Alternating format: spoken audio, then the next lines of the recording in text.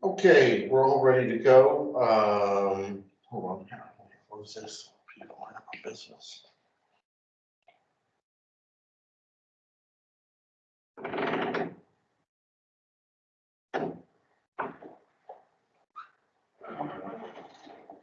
Okay.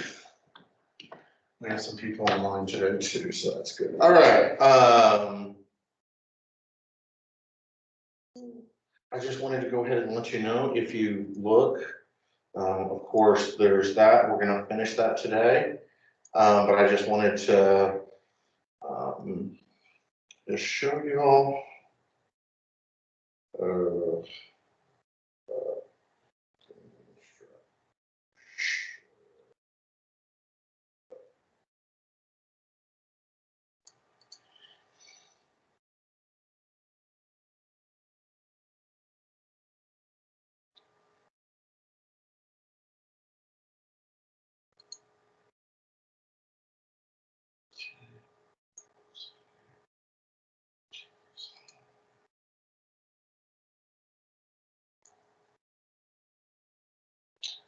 If you'll see, so far, all of the class meetings are up here. All right, so you can go back and watch, or if you couldn't see it for some reason, I think once we finish everything, I don't know if it's a good idea or not, to combine the files. I could then that would be like an 8-hour megathon, right? And we don't want the Chinese politics megathon, but I might do it where I combined, the lectures together, right, where it'll have, it's roughly about an hour and a half to 2 hours for the lecture, right, where you can have the whole thing there. But for now, I'm just going to keep doing it like I'm doing it until something else happens. So there's that. Other part of it is, if you go here now, you'll see that the completed notes are put up here, right? So if you don't want to listen, but you just want to read, or you just want to print them out, or you want to go over them, the rest of the lecture slides that I've been using in class are up here as well.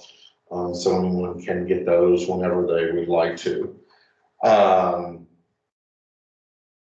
Finally, we kind of need to start talking about it a little bit, but we're going to need to have stuff due pretty soon. So I'm going to finish this one today. Then we'll start on now. I sort of thought then, probably done by then. Then the last one for this section might take a little bit longer, might not. So we're talking 4th to somewhere in this sort of when we'll be done. My question is, for all the students, is would you rather it be due on this Sunday or that Sunday? What do you think tonight? Is 21st better? The only issue is we'll come to class and you'll have material that won't be tested. Right, so sometimes students don't like to have the two, where you're starting on something else before something else is due. So if you think about it or anything like that, and you would like, you have some sort of concrete opinion about it, right? I mean, this is February 14th, right? That's Valentine's Day, but political scientists don't go on dates, right? They don't do anything like that, right? All we do is study, and just kidding, okay? So, but we can move that if need be. So there we go with that. Okay, all right. Okay, I think that's all of the announcements. That's all of them. Oh, the other thing, I got the call this morning to develop the fall schedule. So if you have course ideas, things like that we can reasonably teach for upper division, please let me know. And if you prefer online, face-to-face, that sort of stuff, whatever it may be, we can get that settled as well. So that it gets done accordingly. But that will be coming up soon. You won't be able to register, I don't even think until April. But I have to make the schedule like here in the next week or two. So If you have any ideas, any problems, any concerns, that sort of stuff, just let me know there. So, all right, let me pull up our glorious channel.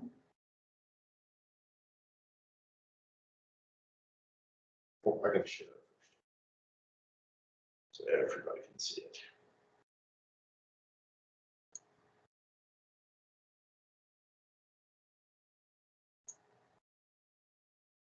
Okay.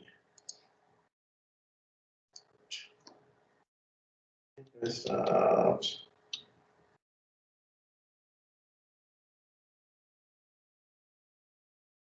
We did the exterminations, right? Or the annihilation campaigns, right? No communist shall live. All right, they all got it down. We got kidnapped.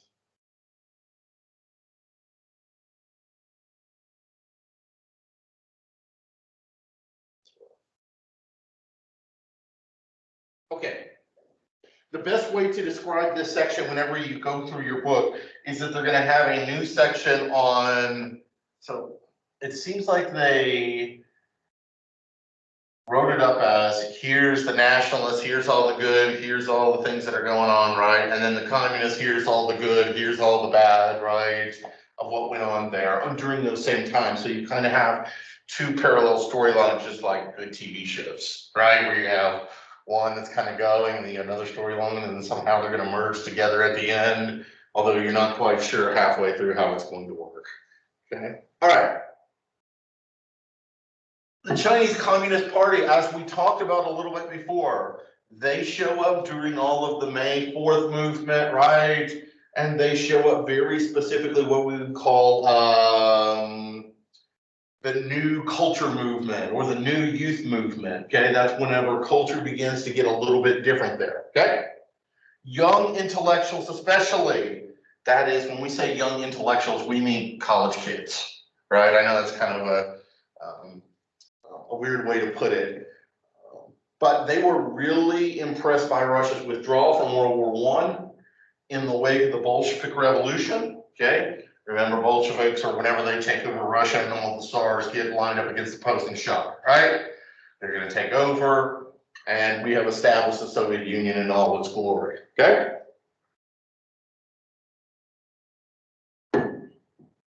Marxist writings began to find their way into Chinese society, okay?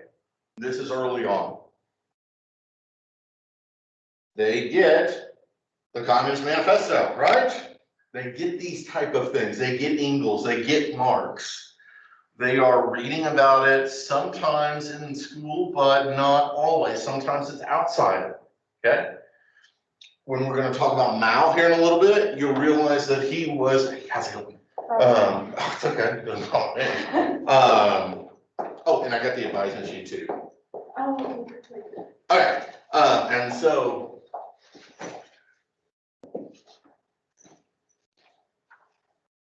they have the Communist Manifesto. We're going to see about Mao, and what you're going to realize about Mao is he's working in a university library, right? That's how he runs into a lot of this stuff. Okay, so what, and I put it in quotes here because it's weird. Your book writes it like this. They presented a quote unquote scientific, advanced, end quote, Western theory that predicted the collapse of Western capitalist systems and a revolutionary upheaval. Well, we know very clearly, but from those of you who've been in 3301, 3302, Communist Manifesto, it's not scientific, right? Not in any way, shape, or form, but they thought of it that way, okay? And so what they were really interested in is the upheaval, the revolution, right? Of course, in the US, we live in a very, very stable system, right? Revolutions don't happen here, like at all, almost ever, okay? The only real sort of revolution or huge social movement that really changed the face of America is the civil rights movement. And that's over 60 years old now, right? Before then, you can't really think of one, okay? So from 1789, we don't have revolution a lot. Okay, so it's hard to understand all of these countries that have it pretty regularly and what it looks like and how you go about achieving it. There's no way, I don't say no way. Let's just say it's almost impossible to start a revolution in the United States, right? Like if you were a real revolutionary and you wanted to, I don't know, it could be from either side, right? You're either going to set up this fascist state or you're going to set up some sort of communist state. It's just not possible realistically. You can't take on the government. Those guys that went into the Capitol Hill realized it eventually, right?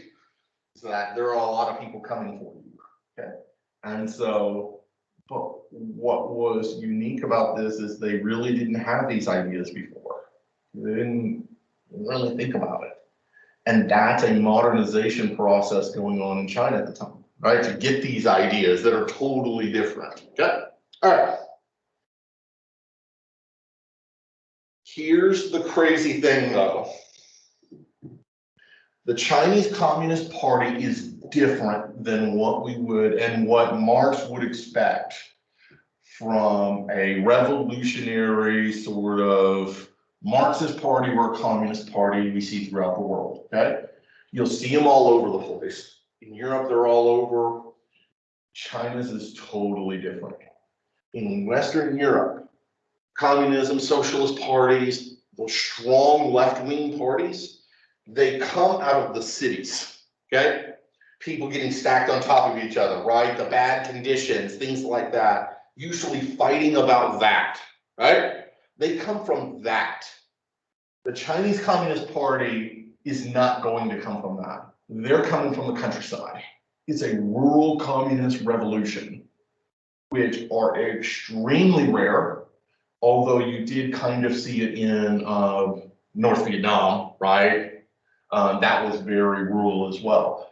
But at this point, this is the only real example of a rural sort of Marxist revolution coming, right? And it's different. And it is a lot different than what the Soviets did too, right? It comes from a totally different place, okay? And so for that reason, it's going to be different. That's why you're about to see a bunch of clashes with the Soviets, right? Even the Chinese Communist Party doesn't like the Soviet Union too much. They don't like their ideology. They don't really like what they stand for or where they come from. Okay, does that make sense? All right. The other part of it is that, for example, in the Soviet Union around Moscow, and all of the other cities, remember that China is overwhelmingly rural at the time. We think of it today, right? All the cities, right? There's cities literally everywhere. But it's not like that then. There are small communities, but it's mostly rural. In the Soviet Union, Moscow, St. Petersburg, all of these different places is where the revolution starts. And so what happens in cities is that you had a lot of educated people talking about it, okay? For the Chinese Communist Party, they weren't. These were poor people who were never educated. Most, I won't say most, a large majority probably couldn't read at all, right? And so it's totally different, and that didn't change over time either. It didn't go the other way, okay? We'll get into the Cultural Revolution and why that, goes through it, but the idea that Chinese communism is city dwellers is not very accurate. Of course, they're members of the party, that type of thing, but the real power comes from the rural areas and from the poor, okay? A little bit different than others, okay? All right, does that make sense? All right.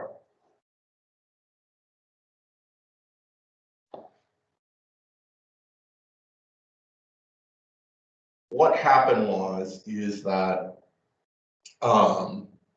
it sought to mobilize China's nascent proletariat, directing its efforts to arousing workers to anti-imperialist and anti-capitalist fervor. Right. Chiang and the CCP wanted to do the same thing, right? And we talked about that a little bit before. They are both want to be considered nationalists. We're going to nationalize, right? We're going to have these big, strong nationalist movements. They're going to kick out the Japanese, right? We don't like them, right? They got to go, okay? We don't want any of this Western influence. We want them out too, okay?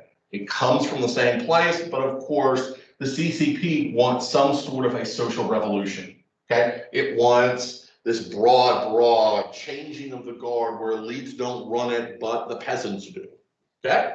All right. The communists use class-based appeals to whip up support, right? Look at these other guys over there, how much money they have, They're the reason you were being held down, right? If you just get what you're supposed to from them, your life wouldn't be so bad, right? Just very obvious class-based appeals.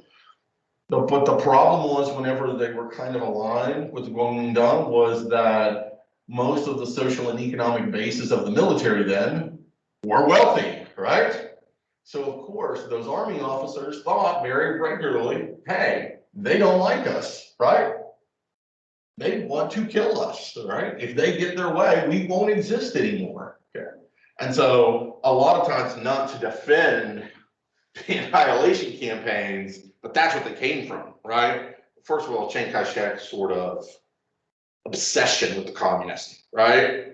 But the other part of it is that he also had a lot of military leaders who felt very similar. Not necessarily because there's an obsession with the communists, but because it threatened their lifestyles and everything that was about. Okay. All right. Mao is from rural areas. Okay. He is rural. He comes from a small village. His first sort of organizing sort of attempts are from the peasantry. Okay. That's what he's trying to do. These aren't big places. Mao didn't grow up in Beijing, okay? He didn't grow up anywhere really where it was big, okay? Unlike a lot of people who were getting Soviet help, okay? So the CCP is always getting Soviet help during this time, but Mao doesn't. Mao doesn't like the Soviets because he's rural, okay? All right. By the way, we have that same sort of divide in the US too, right? That rural versus city, right? The left coast, right? And then people who are hardworking and know what it is to do X, Y, or Z, right? The upper Midwest and the South, right? Those are two, it's a very similar dynamic. Not that I'm saying there's gonna be a communist revolution from people in the South coming anytime soon, right? But just that divide is there. City dwellers versus rural, okay? All right. He was in Henan. As a teenager, he left his village to go to the first provincial capital, Shangsha, where he enrolled in one of the schools that taught new learning. Okay, that's that new sort of Western approach, and later to Beijing. And he starts writing about things. Okay, and he's impassioned. And when you see what he was impassioned about, your book has a great quote from the middle of it. Okay, and here it is: "Revolution is not a dinner party." Right? Ooh, that's not good, right? It cannot be so refined, so leisurely and gentle, so temperate, kind, courteous, restrained, and magnanimous. A revolution is an insurrection. In a very short time, several 100 million peasants will rise up like a mighty storm and will send evil gentry into their graves. Okay? Now, that's someone pretty dedicated, right? This is pretty early on, and he's writing about sending evil gentry into their graves, okay? And he's not worried, he's gonna be worried about it a little bit later, but when you read that, violence is not a problem for Mao, right? He's not going, he's not Martin Luther King Jr., right?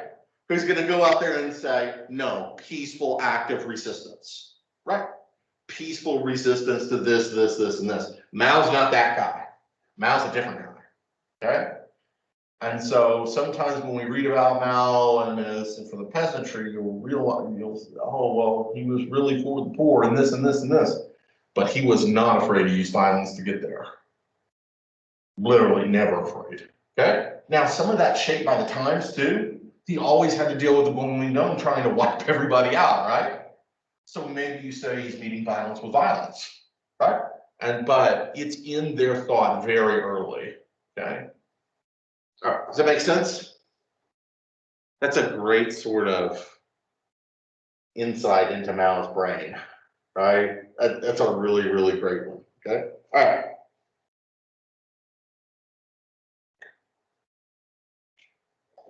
Also, Mao distrusted the Soviet Union. One, because the Soviet Union was very convinced that through the cities was the way they were going to achieve this communist revolution.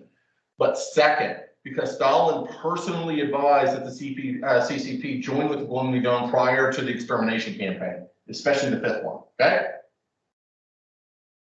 Survivors like Mao began to question whether the revolutionary leaders in Moscow really understood the conditions the communists confronted in China, okay?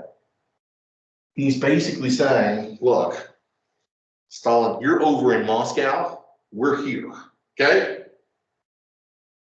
We know what's going on a lot better. So stop with this. We need to focus on the city stuff. We need to drum up the support of peasants in order to get this thing to work, okay? Along with this, and they realize this too, the communists, that they could not seek protection in the military force of an ally. What we mean by that is the communists couldn't join with the Kuomintang's army and be protected. They knew that. They're going to face the reprisals because what their ideology is, okay, so we think about the Kuomintang and you go, oh man, they betrayed them. But I'll tell you what, if they had worked, the CCP would have slaughtered all of them the moment they had enough power, right? And so what Mao kind of begins to think about is that they need their own army, and he's going to start building one, okay? An army to fight not just the Japanese, right? This is in the 20s and 30s, but he's also going to have to fight the Kuomintang, okay? And he knows that as well as anyone else, okay? All right. Does that make sense?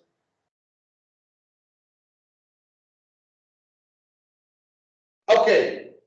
Early, Mao seized on land reform, okay? As a major vehicle for winning favor among peasants. Okay. When we talk about land reform and we're talking about a communist government, okay, or a communist revolution, let me just put it to you this way. It's not the purposing of land, like changing zoning restrictions, okay?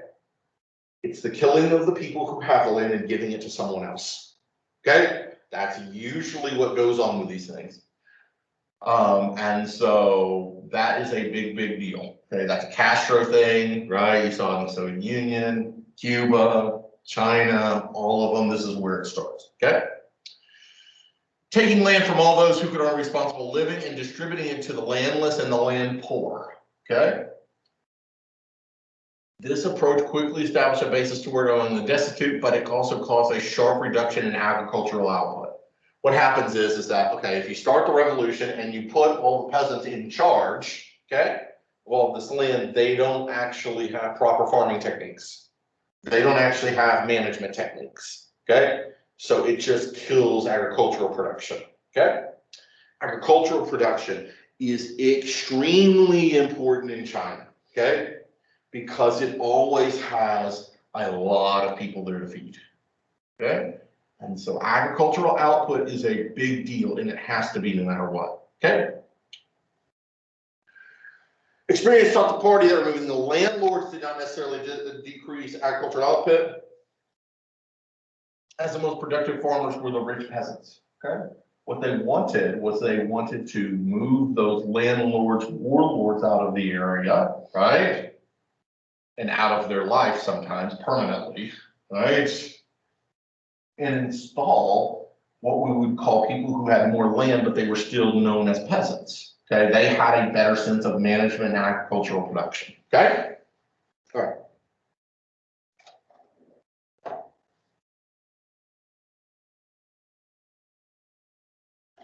When I read this part of the book, especially about land reform, right, and all these other things, I thought about what would that look like in the United States, right? Like, how would you actually going about doing it, and how daunting of a task this must have been even for the communists, right?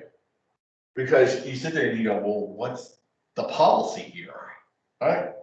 And yeah, of course they have Marx and they have Communist Manifesto and they have these ideas about what it should look like, at the end, right? But getting there is a tough thing, okay? How would you go about redistributing all the land in the southern United States, right? You go, whoa, how would you go about doing that? And it really became really clear to me that that's a tough gig, okay? All right.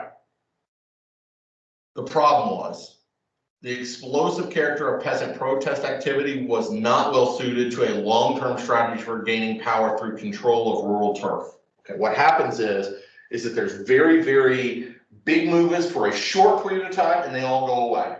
Okay? Then something else big happens and they come again, right? And they go away. But it's not sustained. It is really hard to sustain protest movements. Okay? All right.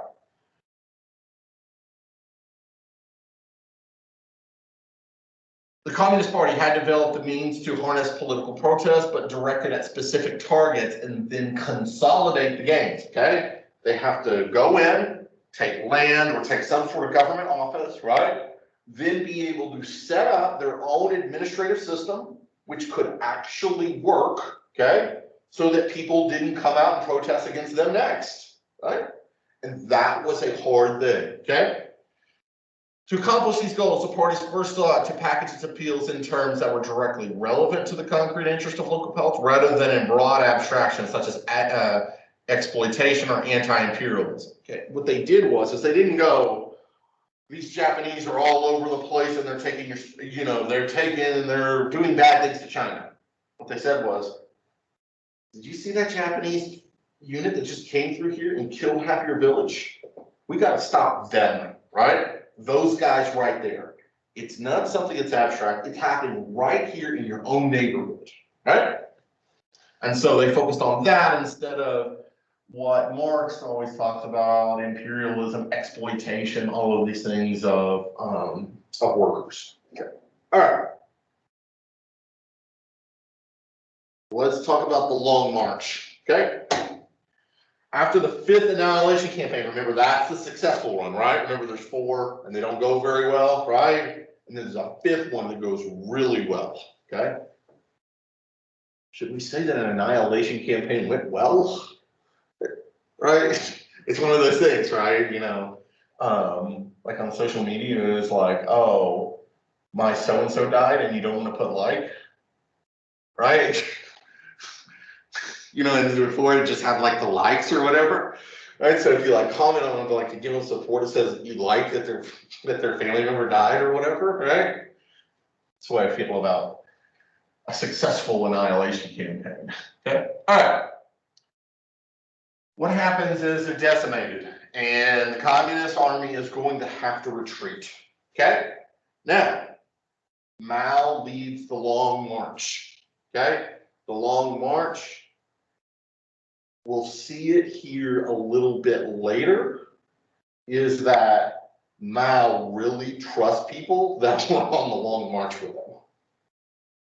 He's less favorite. I don't want to say he doesn't like them, but he doesn't have that same bond. And the Communist Party doesn't have the same bond, okay? The best way to think about it is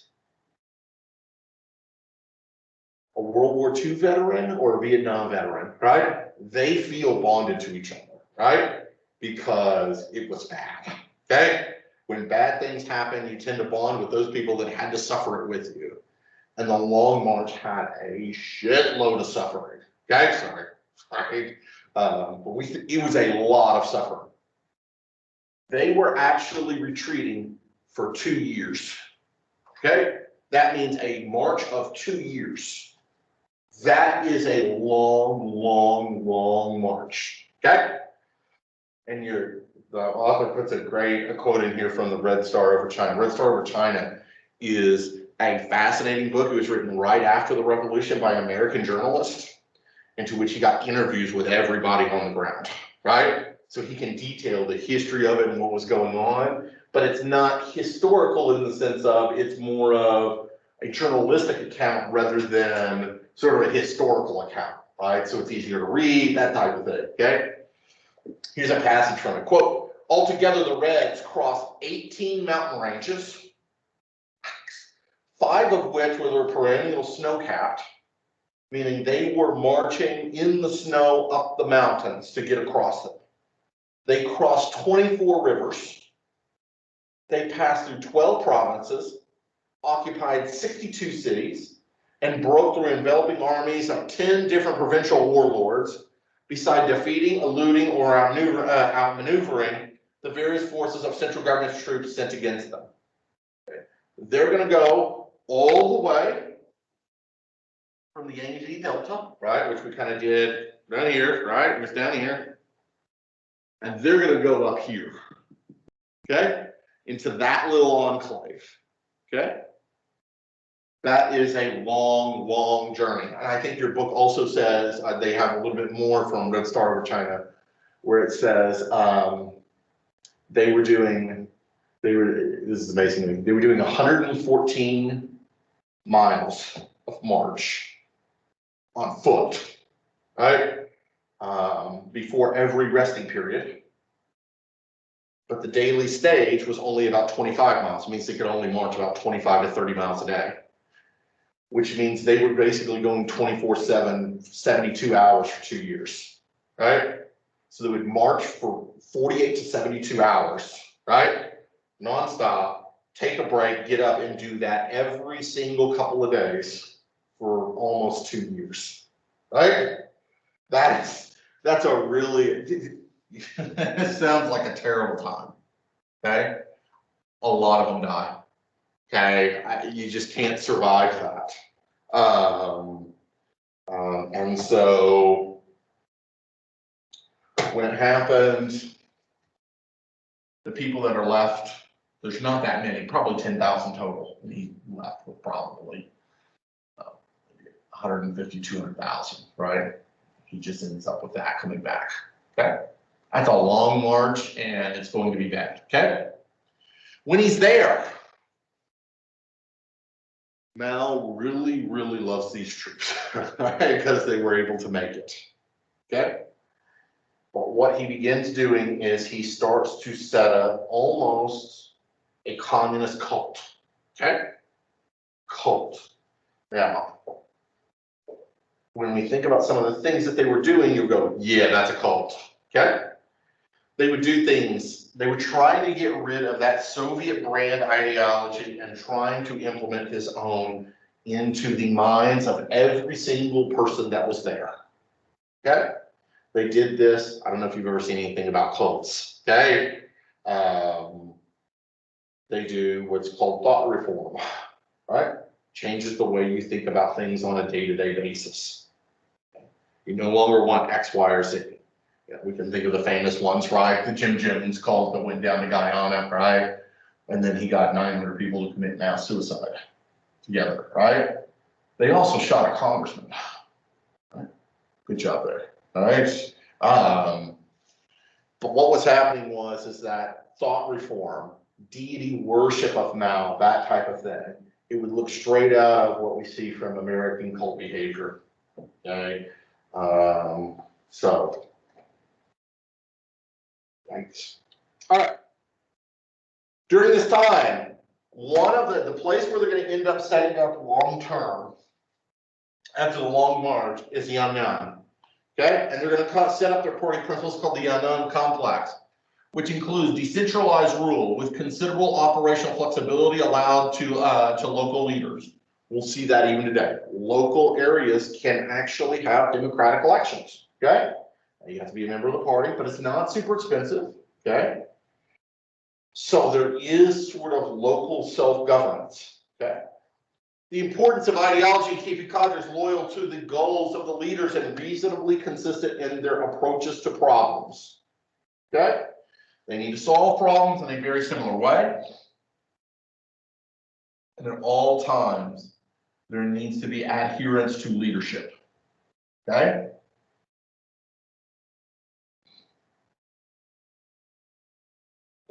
A strong preference for officials who can provide leadership in a range of areas, politics, administration, and military affairs, instead of only in a particular specialized area, okay?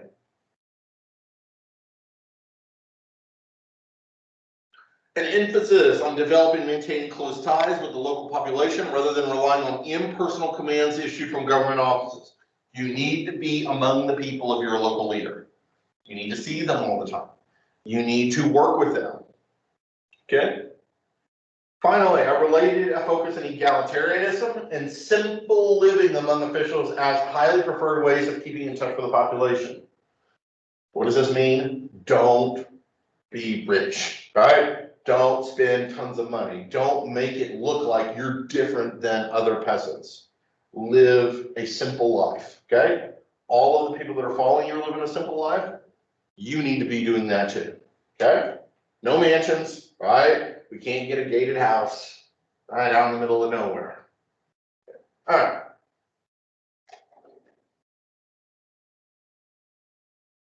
The problem is those are pretty lofty, right? But along with it, and a lot with these adherence to what leadership wants, required also a dark and vicious set of principles as well, okay? This includes the use of false accusations, knowingly false accusations, torture, and special case groups to elicit confessions from real and imagined foes within the communist movement, okay? That's cult behavior as well, right? The torture to make you do false confessions, that type of thing, all to show fealty to the party, okay? That's whenever we get into the human rights section later in the semester, you'll see that come out even more.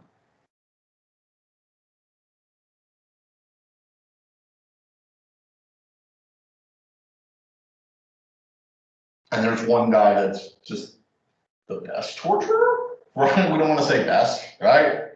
Let's just say prolific, right? I think that would be the best way to say it. Ken Shang worked with Mao's support, was a central figure in this effort. Kang had played a key role in CCP intelligence apparatus in Shanghai in the late 20s. He then went to the Soviet Union where he learned techniques of mass terror and secret police work from Stalin, okay? And people very close to Stalin. Okay. This continues to this very day, okay? Torture, labor camps, these type of things, they're not new. They've been there a long time. And to be frankly honest with you, they'll be there for generations, okay? These are not, I'll say these are less severe and over the top than something when we think about DPRK's camps, right? Or those type of things. But at the same time, these are torture camps. These are forced labor camps. They are these monstrosities that usually we want annihilated, okay? All right. Now, Mao backs him, okay? Mao is a backer of these campaigns, and he always has been, and he always, well, he's dead, right? So it's not that big of a deal now. But Mao is always involved. His wife was also involved a lot with these. She was particularly sadistic.